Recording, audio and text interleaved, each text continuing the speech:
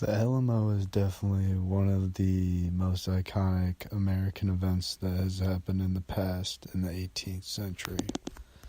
Spanish settlers built the mission San Antonio de Valera, named for Saint Anthony of Padua, on the banks of the San Antonio River around 1718.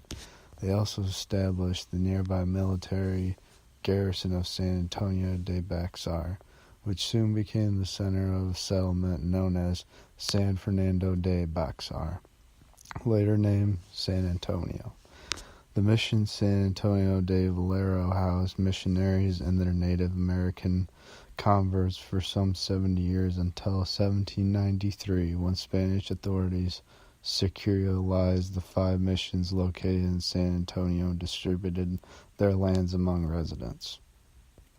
Beginning in the early 1800s, Spanish military troops were stationed in the abandoned chapel of the former mission. Because it stood in a grove of cotton trees, the soldiers called their new fort El Alamo, after the Spanish word for cottonwood, and in honor of Alamo de Parras, their hometown in Mexico. Military troops, first Spanish, then rebel, and later Mexican, occupied the Alamo during and after Mexico's successful war for independence from Spain in the early 1820s. In the summer of 1821, Stephen Austin arrived in San Antonio along with some 300 U.S. families that the Spanish government had allowed to settle in Texas. The migration of U.S. citizens to Texas increased over the next decades, sparking a revolutionary movement that would erupt into conflict by the mid-1830s. The Battle of the Alamo in December 1835, the early stages of the Texas War for Independence from Mexican, a group of Texan volunteers led by George Collingsworth and Benjamin Milan overwhelmed the Mexican garrison at the Alamo and captured the fort, seizing control of San Antonio. By mid-February of 1836, Colonel James Bowie and Lieutenant Colonel William B. Travis had taken command of Texan forces in San Antonio.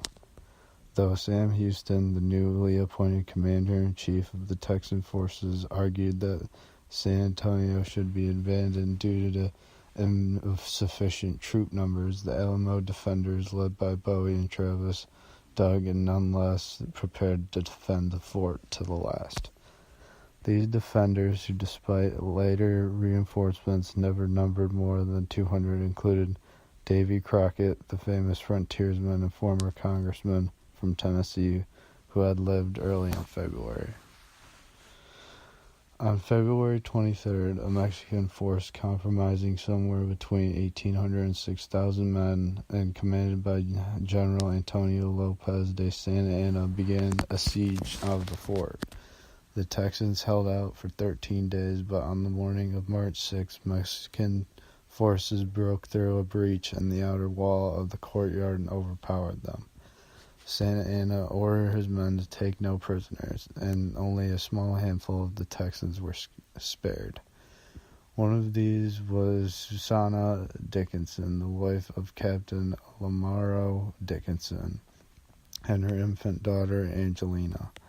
Santa Anna sent them to Houston's camp in Gonzales with a warning that a similar fate awaited the rest of the Texans if they continued to revolt. The Mexican forces also suffered heavy casualties in the Battle of the Alamo, losing between 600 and 1,600 men.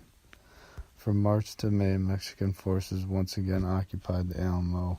For the Texans, the Battle of the Alamo became a symbol of heroic resistance and rallying cry in their struggle for independence. On April 21st, 1836, Sam Houston and some 800 Texans defeated Santa Anna's Mexican force of 1,500 men at San Jacinto, shouting, "Remember the Alamo," as they attacked. The victory ensured the success of Texan independence.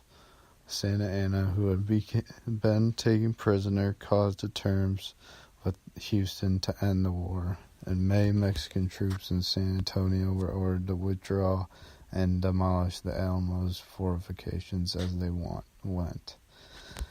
In 1845, the United States annexed Texas. For many years afterward, the U.S. Army quartered troops and stored supplies at the Alamo. In 1883, the state of Texas purchased the Alamo, later acquiring property rights to all of the surrounding grounds. The Daughters of the Republic of Texas, a women's organization including descendants of the earliest Texan residents, has managed the Alamo since 1905. Today, more than 2.5 million people a year visit the 4.2-acre site, which includes same original structures dating back to the Mission period.